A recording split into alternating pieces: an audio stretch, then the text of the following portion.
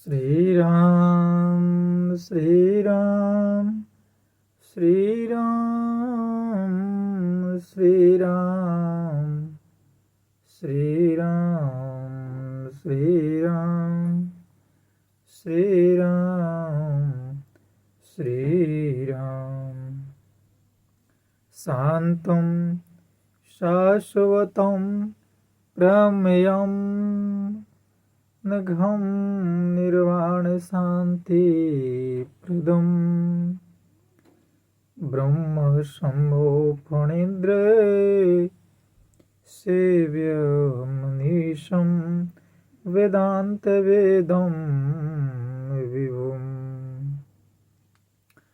रामाख्यं जगदीश्वरं सूर्यगुरुं मायामनुष्यं हरिं वन्देऽहं करुणाकरं रघुवरं भूपालचूडामणिम्।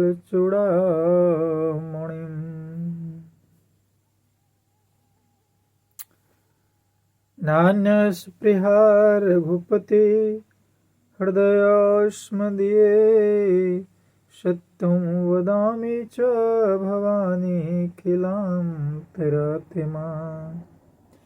भक्तिं प्रयच्छ रघुपुङ्गवान्ध्रभामं मे कामादिदोषरहितं कुरु मानसं च। अतुलितबलधामं हेमशैलाभदेहं वनुदनुज वनकृशानुं ज्ञानिनां ग्रगण्यम्। सकलगुणनिधानं वानरामधीशं रघुपतिप्रिये भक्तं वजातिदासं नमामि। जामेवन्ते के बचन सुहाए सुनि हनुमन्तं हृदयेति भाए।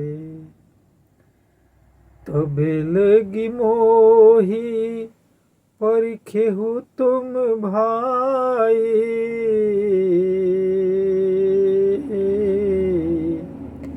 सही दुख कंदे मूले फल खाई।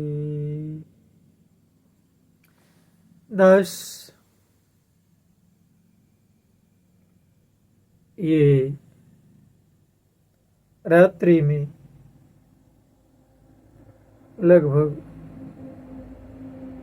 10:15 बजने वाले हैं। सारे लोग जब सो रहे हैं, संसार पागल ही कहेगा कि राम कथा। और ये कथा दास का आज मन हुआ कि श्री रामचरितमानस का जो सीरियल ढंग से कथा वाचन दास कर रहा है, परमात्मा जाने करण करावन हार हेतु सब कुछ तेरे पास, और अंग संग तुझको देखकर ये दास करे अरदास। तू राजा अधिराज है, मैं तो दासन का दास। दास को आज मन हुआ सुंदर कांड।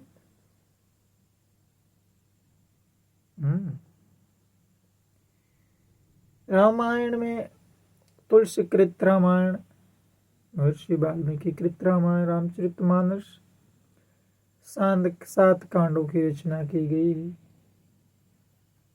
7 सोपान है, 7 सीढ़ी है, जो भी कह ले।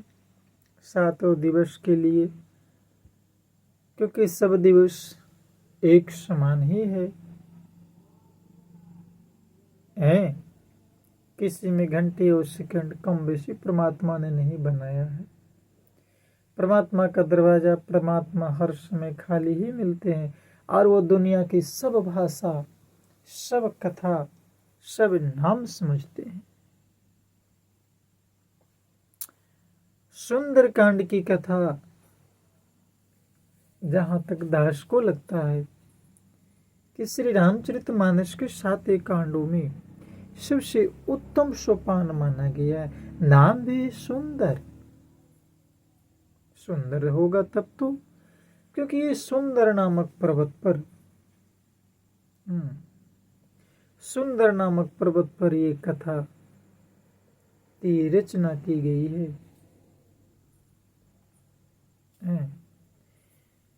सुंदर पर्वत जहां सीता और हनुमान का मिलन हुआ था, जहां अशोक वाटिका थी, वहीं से इस कथा का प्रारंभ माना जाता है।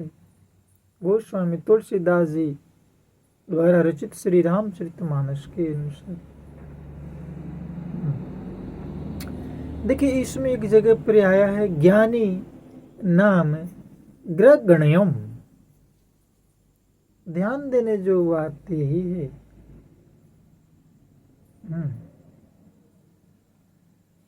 कि हनुमान जी के सेवकों में और हनुमान जी के सैनिकों में जितने भी सैनिक थे, रूप चाहे जो हो, सुग्रीव हो, अंगद हो, जामवंत हो, हैं असंख्य कोटि कोटि बानरों का समान समूह हो, जीव जंतु तमाम चर जो भी हो, दास कितने को गिनावे। उन सब में ज्ञानी नाम अग्रगण्यम, ज्ञानियों में अग्रगण्य श्री हनुमान जी महाराज जी को बताया गया है। ये पावन राम भक्त है। देखिए, एक चौपाई कहती है कि जब श्री रामचंद्र जी मां सीता की को ढूंढने के लिए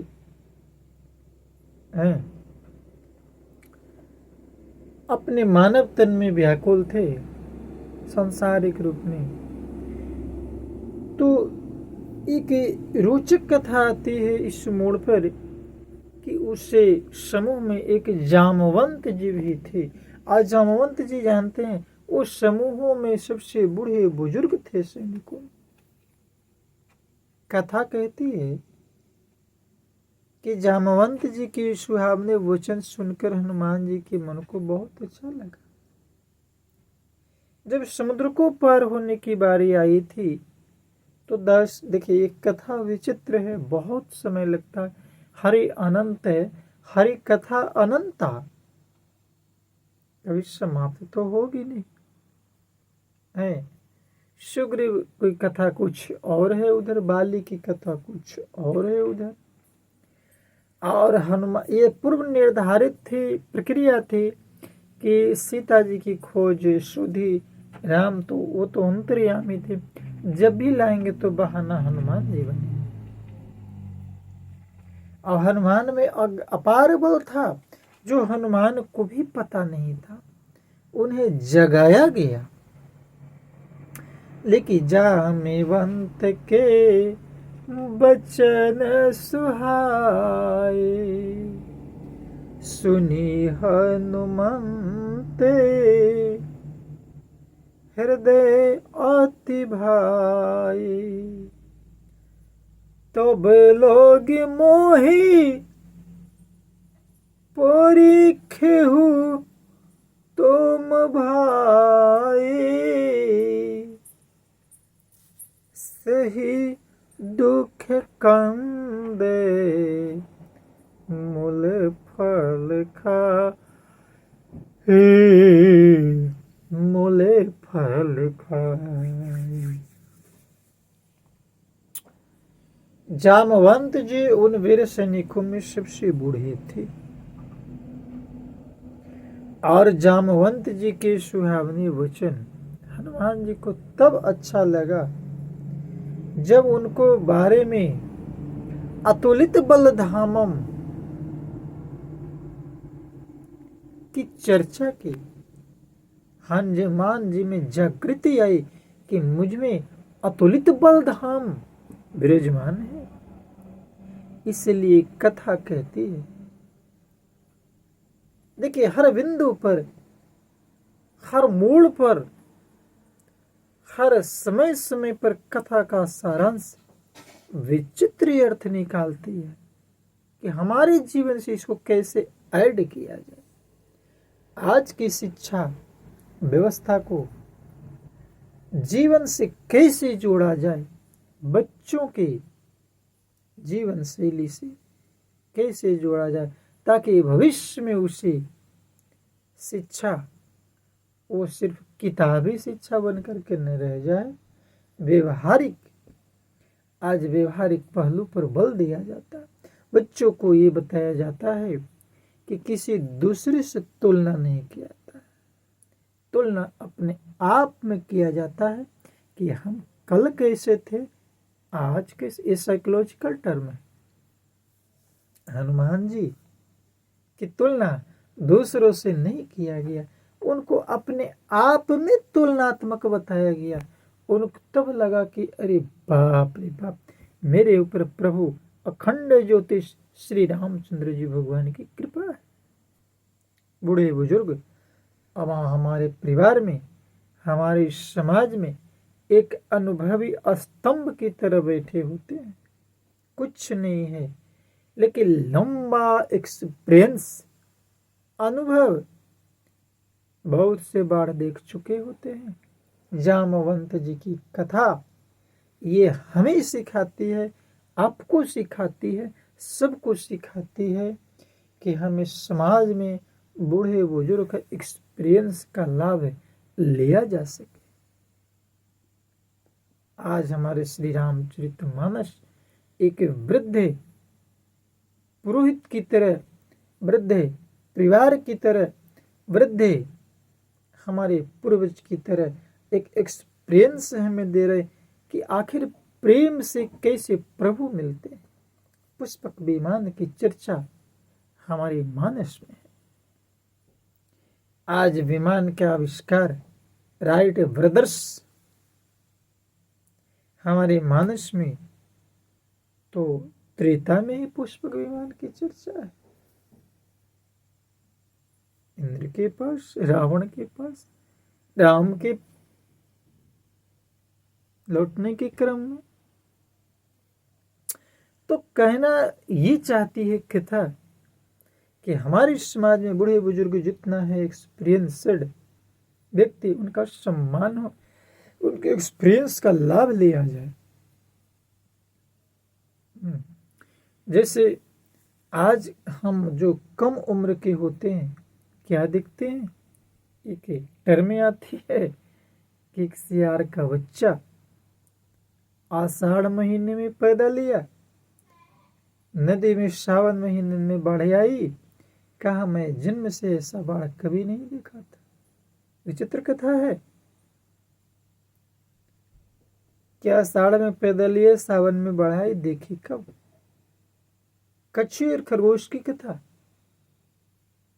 हम बको ध्यानम की बात करते हैं। लंबा एक्सपीरियंस हमारी सनातन संस्कृति श्री रामचरितमानस में जामवंत बुजुर्ग की भूमिका में है, एक्सपीरियंस की भूमिका में है, अनुभवी की भूमिका में है। उन्होंने बहुत बार देखा है, झेला है, अपने आप को तपाया है, अपने आप को खपाया है, अपने आप को मिटाया है, अपने आप को घिसाया है। राम कथा, जब तक कि सीता जी को देखकर आऊं यह कार्य हो जाए तो मन प्रसन्न हो, ऐसे कहकर सबको श्री नवा हृदय में श्री राम जी का स्मरण करते हुए प्रसन्नता से चले। अब देखिए, राम जी कहते हैं कि जिस पर्वत पर पैर रख करके और वहां से कूदे थे, ऐसी कथा आती है वो, और जिस रामचंद्र जी के जयकारे लगाकर कूद करके जिस पर्वत पर चढ़ गए थे, उसी का नाम है सुंदर पर्वत। तो कहने का तात्पर्य है कि जहां से हनुमान जी छलांग लगाए थे समुद्र इस ओर से, और वो 100 योजन पार समुद्र एक छलांग में जाकर के जिस पर वो कूदे थे, वही सुंदर पर्वत पर ही अशोक वाटिका थी, जिस अशोक के पेड़ के नीचे हमारे जगत जननी माँ सीता विराजमान थी और उसी पर्वत पर वो कूदे थे। ऐसे वखान में आते त्रिकुट पर्वत, यानी यहाँ 3 पर्वत थे। पहला सुबेल पर्वत जहाँ के मैदान में युद्ध हुआ था, और दूसरा जो है से नील पर्वत जहाँ राजसों के महल बसे हुए थे, और तीसरा जो था वो सुंदर पर्वत था जहाँ पर रावण का बागीचा था, और उसी में अशोक वाटिका थी जहाँ माँ सीता को रावण ने ले जाकर के और विश्राम के लिए रखा था। रावण जानता था। तो ये कथा हमें ये सिखाती है कि हम जानते हुए भी अपने उद्धार, देखिए सुंदर कांड में काम होता है, विचार नहीं किया जाता है। सॉरी, क्षमा करेंगे, सुंदर कांड में विचार किया जाता है। सुंदर कांड में विचार किया जाता है, किष्किंधा कांड में काम किया जाता है। किष्किंधा कांड में विचार नहीं किया जाता है और सुंदर कांड में विचार किया जाता है, तब काम किया जाता है। फर्क है। तो हमें विचार करना है। बिन विचारे जो करे सो पाछे पछताए।